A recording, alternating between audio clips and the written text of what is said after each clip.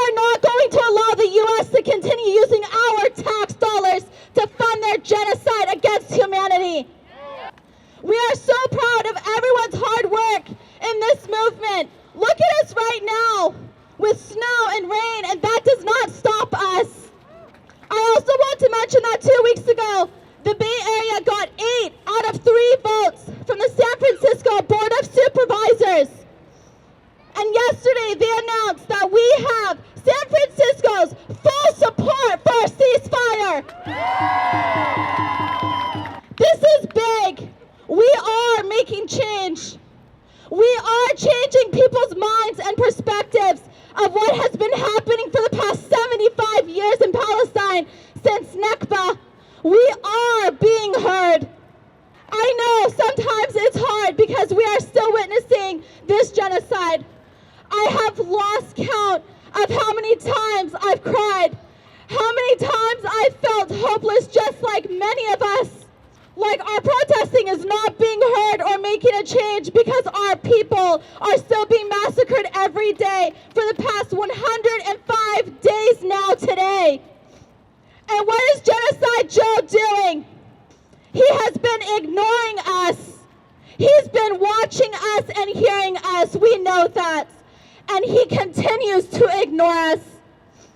But we will not stop. We will not be ignored anymore from Genocide Joe.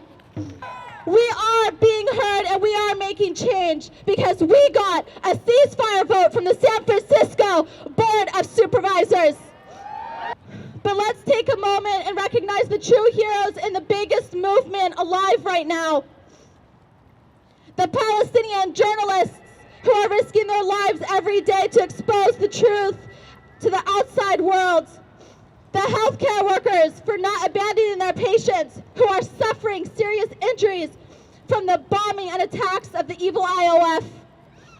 The shop owners for risking their lives to make bread every morning to feed everyone in Gaza. And let's not forget, most importantly, the Palestinian people.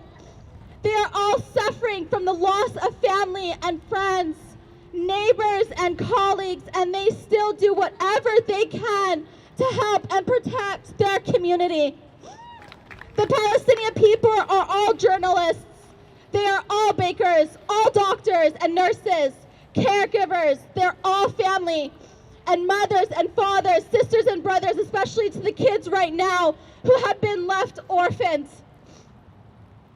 I see the people of Palestine, and I hope that every one of us looks at the humanity from the Palestinian people. Look at their humanity.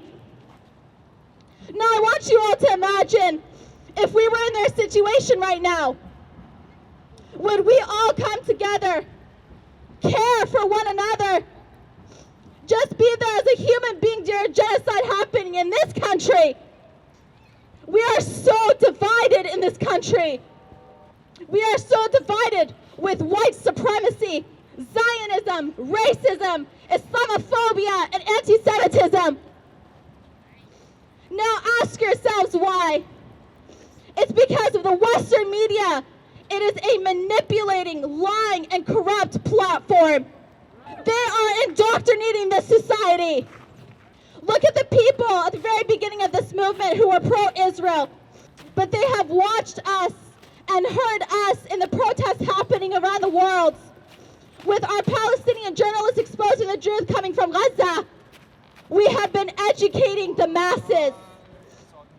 And we will not stop now. Will we stop? No. I said, will we stop now? No. No, we will not stop educating the masses who are still on the wrong side of history today. This is the time to say, we no longer need Israel to act as a proxy military of the U.S. in the Middle East any longer. This is the time to say, not in anyone's name ever again. This is the time that we never, ever allow the evil ways of history to make a presence in the future. This is the time to demand that our government doesn't make bank off the flesh of a genocide ever again. This is the time that we use our rights as American citizens to demand that our tax dollars, where our tax dollars go, our government can't use our hard labor to fund their weapons for their wars. And this is the time that we say to the U.S. president to keep your filthy hands off of Yemen. We are the change this world needs to restore peace. This generation, right here, right now, don't ever stop being an activist for humanity after this fight. Free Congo, free Sudan, free Yemen, and free Palestine!